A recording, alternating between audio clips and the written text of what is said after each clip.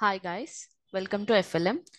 So ఈరోజు ఏం చూద్దామంటే, ఇప్పుడు మన కార్పొరేట్ వరల్డ్లో వచ్చేసరికి మనకి ఎంత టాలెంట్ ఉన్నా కానీ దానికి ఎక్స్ప్రెస్ చేయడానికి ప్రాపర్ కమ్యూనికేషన్ అనేది చాలా నెససరీ ఈ డేస్లో.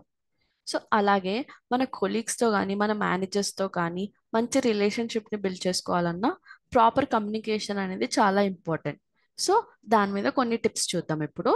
సో ఫస్ట్ వచ్చేసి యాక్టివ్ లిజనింగ్. సో ఈ యాక్టివ్ లిజనింగ్ కి ఎఫెక్టివ్ కమ్యూనికేషన్ కి లింక్ ఏముంది అని అనుకున్నారు. యాక్టివ్ లిజనింగ్ ఎందుకు అంటే, ఇప్పుడు సపోజ్ మీ మేనేజర్ ఒక టాస్క్ ఇస్తున్నారండి. సో మేనేజర్ మీకు ఒక టాస్క్ ఇస్తున్నప్పుడు అది మీ మేనేజర్ ఒకలాగా పోర్ట్రే చేస్తే, మీకు ఒకవేళ సపోజ్ అది ఇంకొకలాగా అర్థమైంది అనుకోండి, మీరు అప్పుడు వేరే వర్క్ చేస్తారు. ఓకేనా? సో దానివల్ల మిస్కమ్యూనికేషన్ అనేది అవుతుంది. సో దీన్ని అవాయిడ్ చేయాలంటే ఫస్ట్ యాక్టివ్గా మీరు లిజన్ చేయండి. అంటే మీరు మేనేజర్ చెప్పేది ప్రాపర్గా విన్న తర్వాతనే టాస్క్ స్టార్ట్ చేశారనుకోండి, అప్పుడు మీకు కూడా ఆ టాస్క్ మీద క్లారిటీ అనేది ఉంటుంది. సో యాక్టివ్ లిజనింగ్ అనేది చాలా ఇంపార్టెంట్. సో అందుకే నేను అది ఫస్ట్ డిస్కస్ చేస్తున్నాను. సో సెకండ్ వచ్చేసి ఏంటి అంటే బాడీ లాంగ్వేజ్. సో ఇప్పుడు ఇంటర్వ్యూస్కి వెళ్ళినా కానీ లేదంటే ఏదన్నా మీటింగ్స్లో కానీ, ఇప్పుడు సపోజ్ మనము మన అటైర్ని కానీ మన లాంగ్వేజ్ని వాళ్ళు చూస్తుంటారు కదా. సో అలాగే మన బాడీ లాంగ్వేజ్ని కూడా వాళ్ళు అబ్జర్వ్ చేస్తారు. మీరు మాట తీరు ఎంత పొలైట్గా ఉన్నా సరే, కానీ యాక్షన్స్ కానీ బాడీ లాంగ్వేజ్ కూడా అలానే ఉండాలి. ఫ్రెండ్లీ గెస్చర్స్ కానీ రెస్పెక్ట్ఫుల్గా మేనర్లో ఉండాలి. అట్లయితేనే వాళ్ళు మీకు ఫార్మల్ వేలో ఉన్నారు ఇతను అని వాళ్ళకి అర్థమవుతుంది అవతల వాళ్ళకి. ఓకే. సో ఈ బాడీ లాంగ్వేజ్ కూడా చాలా important when coming to communication. ఇతరులతో రిలేషన్షిప్స్ బిల్డ్ చేసుకునేటప్పుడు కూడా మనము లైక్ ఇన్ఫార్మల్గా ఉన్నారని వాళ్ళకి తెలియకూడదు. లైక్ హీఈస్ వెరీ ఫార్మల్ అన్నట్టు వాళ్ళకి అనిపించాలి. ఓకే. సో నెక్స్ట్ వచ్చేసి రెస్పాన్సివ్. సో రెస్పాన్సివ్ ఏంటి అంటే, ఇప్పుడు మేనేజర్ అనేది ఒకటి చెప్తున్నారండి. సో ఒక కార్పొరేట్ వల్ల మేనేజర్ అనేది చెప్తున్నారు. సో మీరు ఒక వర్క్ని వాళ్ళు అసైన్ చేసినప్పుడు మీరు ఆ టాస్క్ చేస్తున్నారు.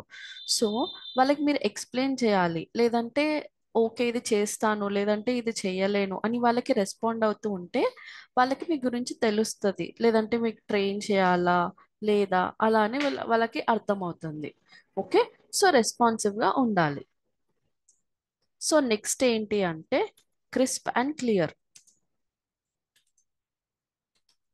ఈ క్రిస్ప్ అండ్ క్లియర్ ఏంటి అంటే, ఇప్పుడు ఏదన్నా టాపిక్ మీరు ఎంత ప్రాజెక్ట్ చేశారనుకోండి, ఒక 200 వర్డ్స్లో దాన్ని డిస్క్రైబ్ చేస్తూ లేదంటే ఆ, చాలా డీటెయిల్గా ఇన్ఫర్మేషన్ ఇవ్వాల్సిన అవసరం లేకుండా, లైక్ ఆ project to the point explain చేసి మన మోటో ఏంటి, ఆ, లేదంటే మన అందులో వాడిన మేజర్ టెక్నాలజీస్ ఏంటి, సో అలా మీరు టు ద పాయింట్ మాట్లాడి టు ద పాయింట్ మీరు ఎక్స్ప్లెయిన్ చేస్తూ ఉంటే వాళ్ళకు కూడా ఇన్ షార్ట్లో వాళ్ళకు కూడా క్లియర్ అయిపోతుంది.